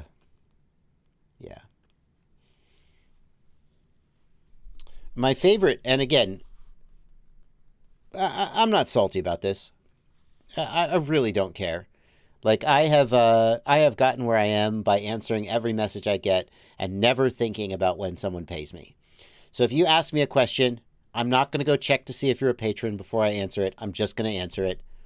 And I just keep doing that. And then enough people decide to become patrons that I get to not have a different job working for somebody else. I get to work for you. It's quite a privilege. But occasionally someone will say, hey, I'm not a patron. I'm like, that's cool. Don't worry. What's your question?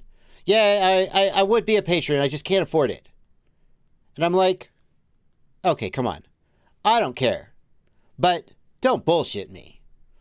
You fly FPV drones, or you wouldn't be talking to me.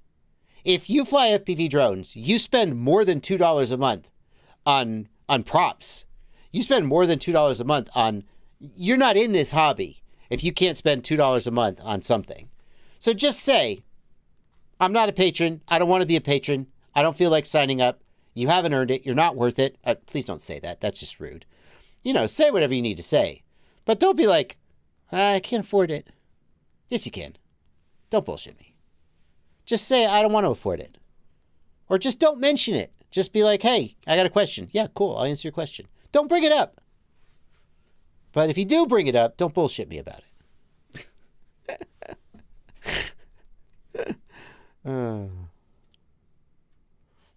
Anyway. So.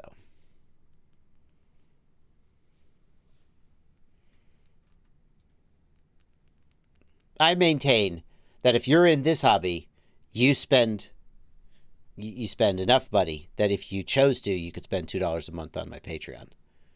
If you choose not to, that's your choice, and I respect it.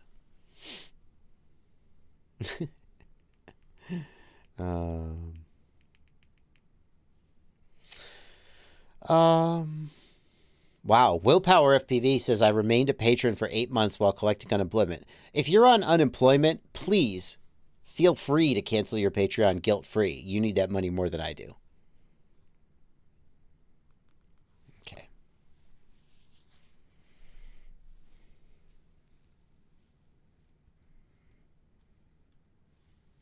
Anyway. We got 15 minutes left in the stream. 15 minutes. Aaron Ciotti is going to be streaming at 10 o'clock. He's going to be streaming at 10 o'clock. And I'm going to keep going until then.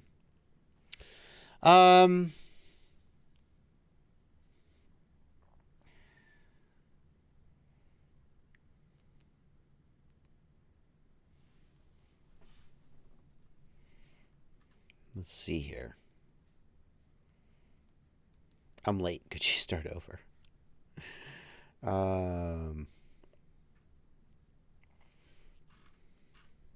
Can you email a question? Asks Adi Talwar. Yes, jb@joshuabardwell.com. 100%.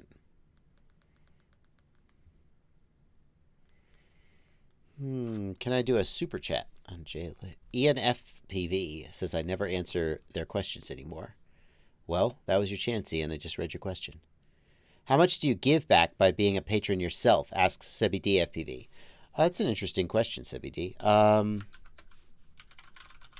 I can answer that question for you. Hold on. Hold on one second. I'm going to look at who I am a patron of at this moment. How do I switch from my creator page to my patron page? Let's see here. So this is my Patreon, which is my patron page. These are the people I am a patron of. Here are the people I'm a patron of. In fact, we should run through here. And I always go through here and I see who hasn't posted in a while or who's kind of dead. And I am currently a patron of these people. This is a gaming. Is there a way I can just see a list? Hang on one second.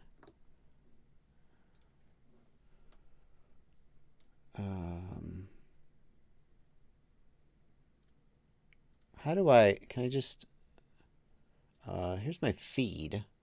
How do I just see the list of creators and amounts? Hold on one second. No, I don't want my creator page. I want my patron page.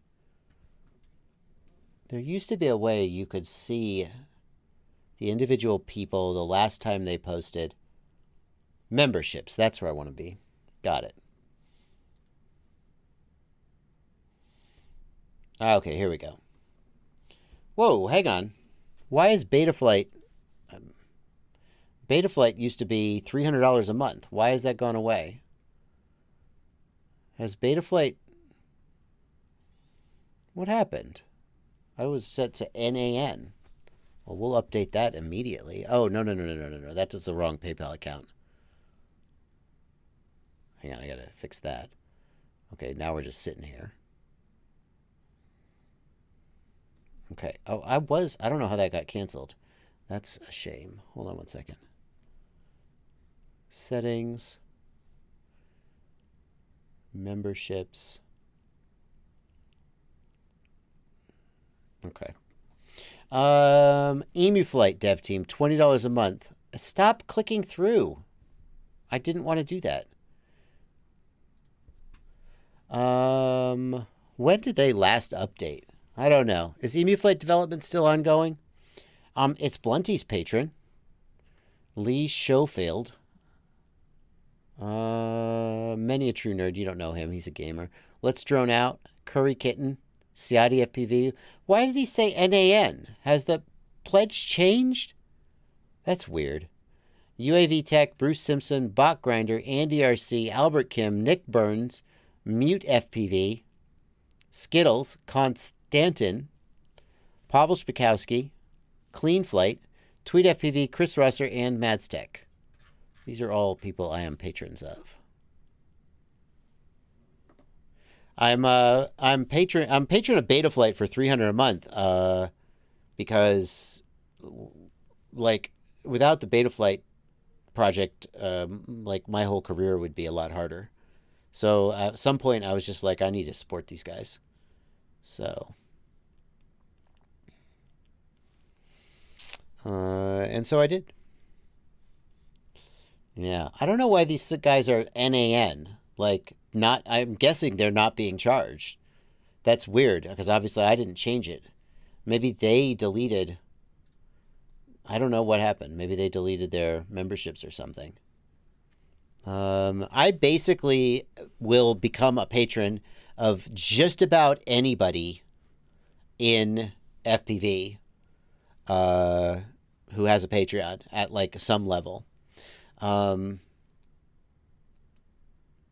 Super Deluxe? No problem. Yeah. Super Deluxe, got you. ZFPV, you think it's just a bug? Let's see. Find creators. Super Deluxe.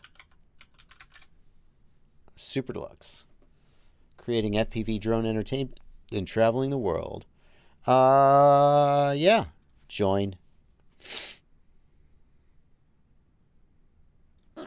This should really, these are really personal expenses, not business expenses. So it should be my Joshua Bardwell PayPal.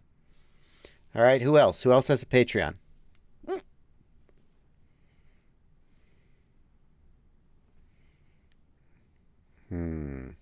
Lurker FPV.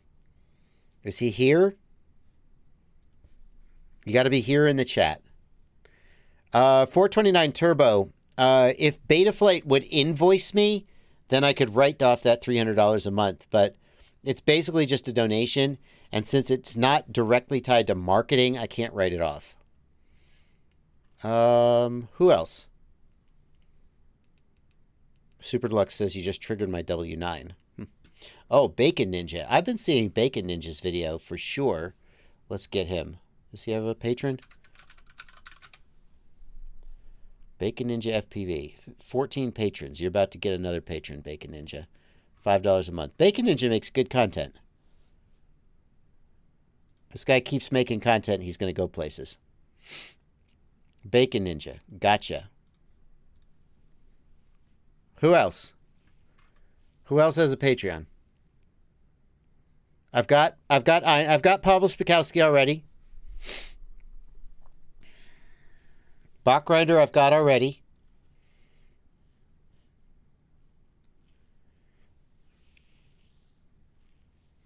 I'm already a patron of Pavel Spikowski. Is Mute FPV still posting? Is he still posting? 4 months ago. 5 months ago. Yeah. 5. It seems like he stopped posting.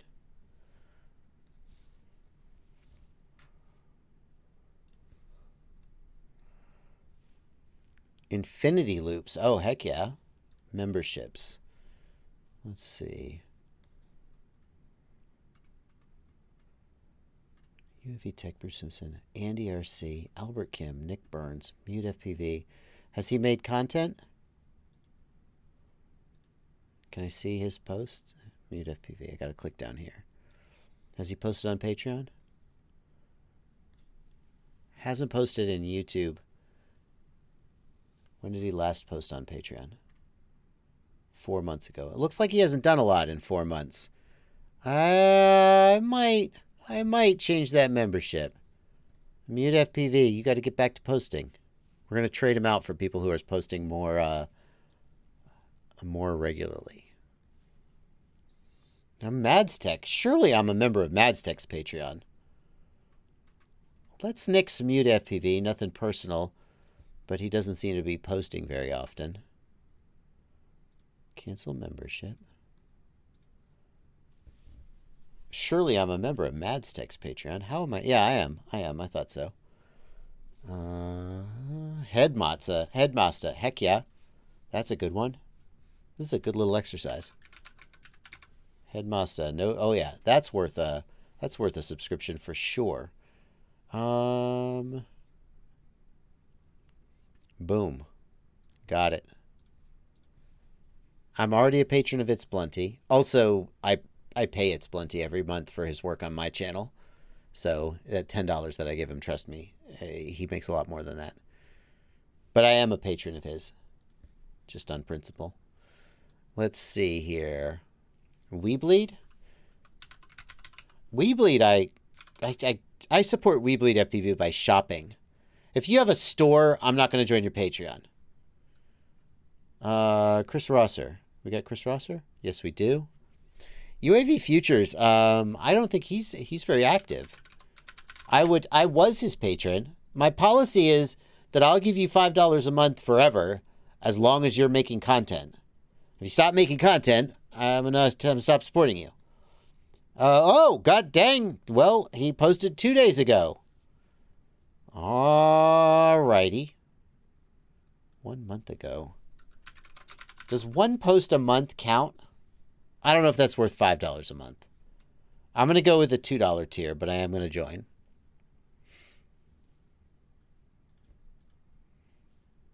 Let's see. Who else? Stinger Swarm? Ivan Efimov. No benefits through the mail. I don't need no Australian spiders coming in a box causing problems. Find creators. Ivan Efimov, does he have a Patreon? The thing is, I already support the Betaflight team. I'm not sure I should also Patreon the individual devs. I already give Betaflight $300 a month. I'm gonna think about that one. Brandon FPV. Not finding him. How about Ryan Quellet? Nope, not finding him. Infinity Loops. Yep.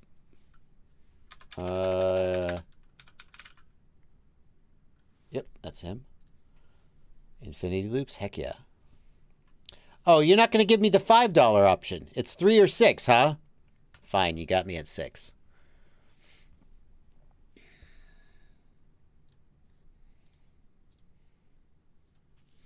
RC Model Reviews, I'm already a supporter of Bruce Simpson. Express LRS, I support. That's interesting. That's interesting.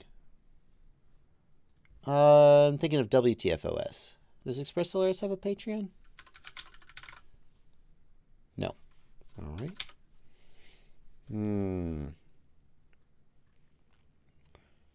Let's see here. Nick Burns, I already support. Yep, already a supporter. Angry Dawn. Nope. We're coming to the end of the stream. We spent the last 15 minutes of the stream just adding people to my Patreon. How many am I up to? 1, 2, 3, 4, 5, 6, 7, 8, 9, etc. Wait a minute. That's, I think, going to do it for now. I think that's going to do it for now. Should make this a regular thing. Yeah, Express LRS has an open collective. I contribute to them there, not on Patreon. I thought they did. Alrighty, guys, that is going to do it. And for those of you who are my patrons, I mean, in a way, that's just me paying it forward. I first established this policy when I was like, all these people support me, and I felt wrong to take the amount of money that my patrons give me every month and just go, yes, mine, I earned this. It is all for me. I was like, you know what? There's a whole shitload of people out there with a Patreon. And I always say $2, $5, just, what is it to you? And so I was just like, okay, I'll just sign up for damn near anybody in the FPV community at like the $2, $3, $5 level, So, that's where it comes from. And, you can see I walk the talk there. That is going to do it for the stream, folks. That's going to do it. Thank you for your participation here. If there's anybody out there who has an FPV Patreon and I didn't get to you, like I see some names trickling by and I'm ending the stream, so I'm just like, okay, that's it. You didn't miss out.